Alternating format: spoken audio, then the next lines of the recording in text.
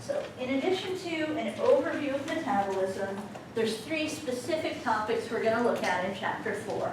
Cellular respiration, so how we get energy out of our food, DNA replication, and protein synthesis. Metabolism, sum of all the chemical reactions in the body. Cellular respiration is the second part, energy for metabolism. The regulation part, we're going to talk more about enzymes, how they work. There's 2 major types of metabolic reactions.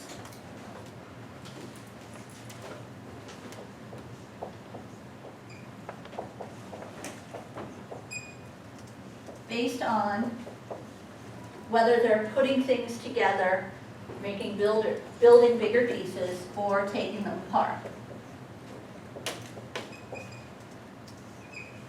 Building bigger things is called anabolic metabolism. So that's for growth, repair, reproduction. Anytime you need to make something bigger, like make new proteins. Usually anabolic reactions require energy. It takes work to make something bigger, to form more chemical bonds. A way to remember it, think of the things athletes aren't supposed to take are sometimes called anabolic steroids.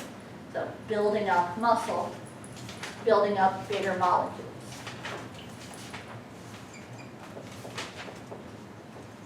When you break things down into smaller pieces, that's called a catabolic reaction. Catabolic reactions digest our food, release energy from it, so cellular respiration. So, you know I love cats, but it helps me remember this one by thinking of cats will tear things apart. Usually you get energy out of catabolic reactions. When you break a bond, there's some energy that's holding those molecules together. When you break that, the energy can be used elsewhere.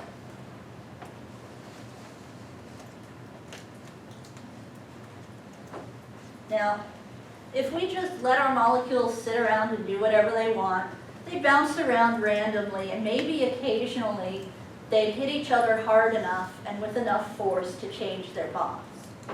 That wouldn't keep us alive.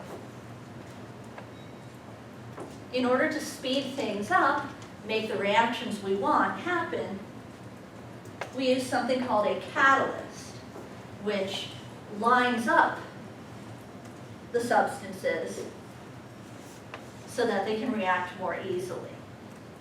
Most of our catalysts are proteins called enzymes. Enzymes are specific, like the transport proteins that can let certain things in or out of the cell. Enzymes have certain things they can work with and other specific things they can turn them into. So we call that catalyzing a certain reaction. Names of enzymes end in ase, except for a few of the digestive enzymes end in, which is the ending for proteins. And usually the name of the enzyme will tell you something about its action. For example, sucrase breaks up sucrose, which is your table sugar. It's a disaccharide. It's made of 2 monosaccharides. So we break it up with an enzyme to make 2 separate pieces. There's also one called lactase for breaking up lactose, which is another 2-piece sugar. If you don't have enough lactase, the lactose moves on into your large intestine where bacteria eat it and give you bloating and gas and diarrhea and all kinds of nasty symptoms of lactose intolerance.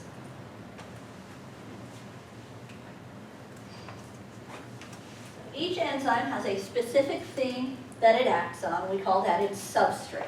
That's the raw materials it's working with. And it's going to use them in a specific spot that we call the active site. This animation is really dark, so I'm going to get the light. So basically what happens is the substrate binds to the active site. the enzyme makes changes to it and then releases it. The enzymes can do this over and over again. So they're the machines in the factory that as long as you feed them substrate or raw materials, they keep spitting out the products. And again. Oops. Enzymes enable molecules called substrates to undergo a chemical change to form new substances called products. Each enzyme acts on a specific molecule or set of molecules called substrates. Each substrate fits into an area of the enzyme called the active site.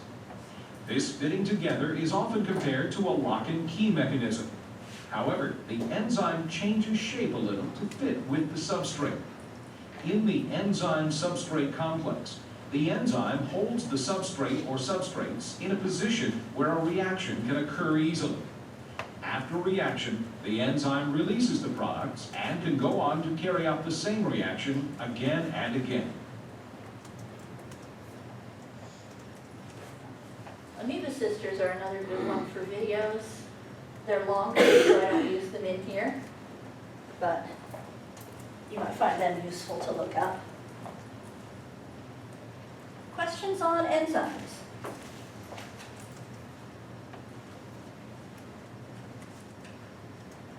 Now, a lot of the things we need to do in our bodies take more than just one reaction to do it. If you think of chemicals as Legos, needing the enzyme is like, you can't just throw the Legos in a pile and expect them to build the thing. If you put them in one of those lottery machines where they bounce around randomly like molecules do, they're still not going to build what you want in a reasonable amount of time. If you get your hands in there and you follow the directions, you're being the enzyme, putting the pieces together in the right way. But it usually takes multiple steps to get from your starting point to where you want to be. So when we have multiple reactions in sequence, we call that a metabolic pathway.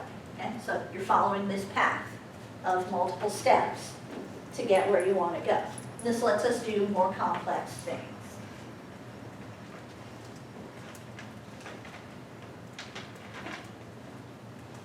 To get energy for our metabolism, energy is defined in physics as the ability to do work. Work in our bodies can mean movement, cell division, and it often means chemical reactions. We get energy through cellular respiration, taking that energy from molecules in our food. The ultimate goal of cellular respiration is to store that energy as ATP, which is readily usable.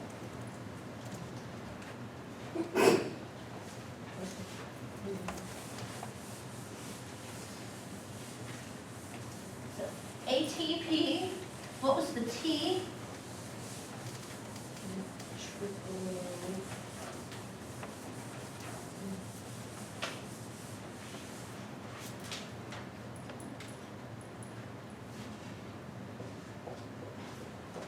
A was adenosine, P is phosphate. When we have 3 of them on there, that's ATP. To use it, we break off a phosphate. We take the energy from that bond. That leaves us with ADP. So if T is tri, what's D? Two, or di. So we turn ATP into ADP.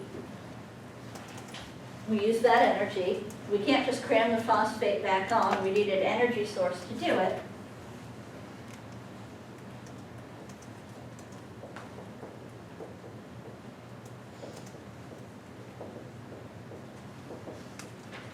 And that's our cellular respiration, taking the energy from food. When there's 3 phosphates on there, we can use it again, and it turns into ADP again.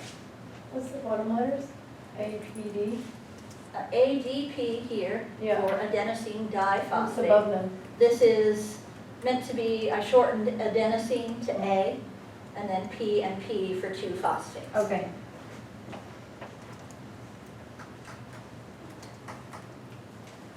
There's 3 stages to cellular respiration.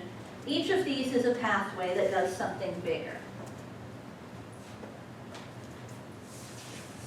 It takes multiple steps to do each of these things. We have glycolysis,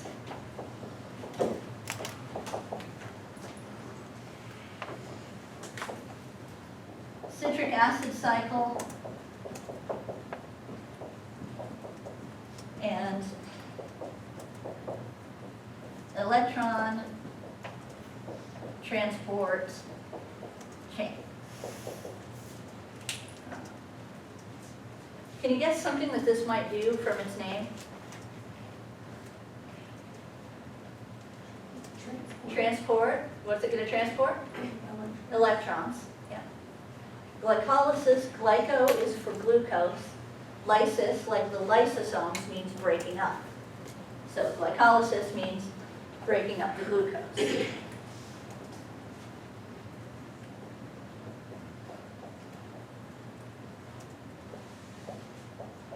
The molecule it makes is called pyruvate.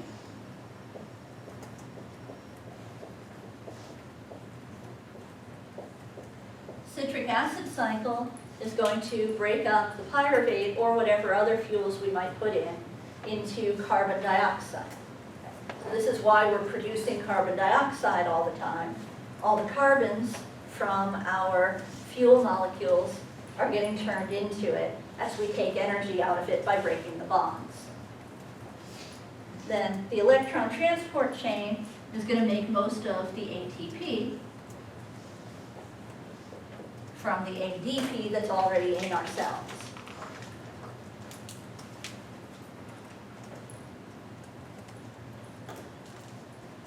Glycolysis is happening in the cytoplasm.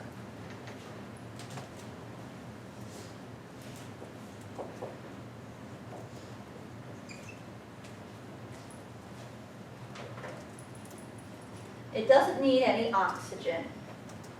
So glycolysis can happen, say, if you're running and you get out of breath, you can still get some energy from glycolysis. For each glucose you put in, it's only going to produce 2 ATP. The two molecules of pyruvate are the pieces of the glucose. We also collect some electrons from it, which we're going to transport down here.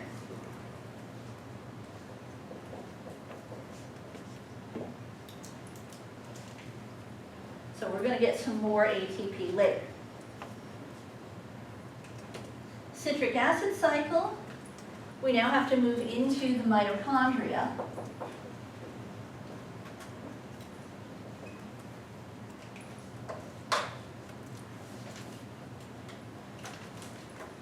We get another 2 ATP and some more electrons. And we make the CO2. So now everything from the fuel molecule, all of those atoms in it, we're done with. Down here, we only want the electrons.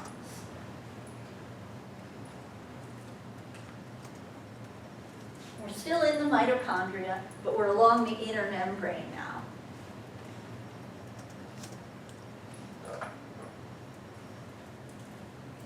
There's a bunch of proteins on there that are going to transport the electrons, and it's kind of like a game of hot potato. They take these electrons that came from the other 2 stages, they pass them along to each other, and the one who gets stuck with them is the oxygen. So the oxygen has to be there to take the electrons to let this one go.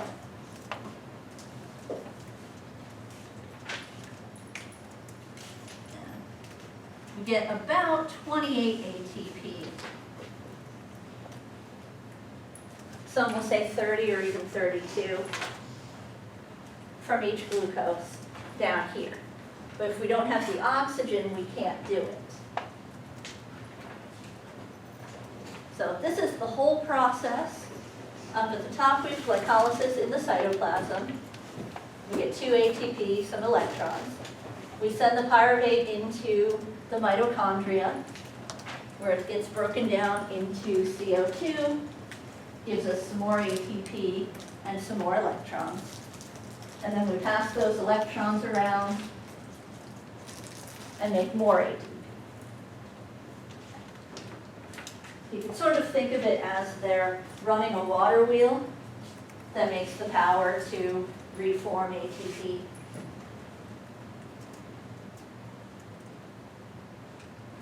So if you look at your energy total, 32 ATP per glucose. Most of that comes from the electron transport chain.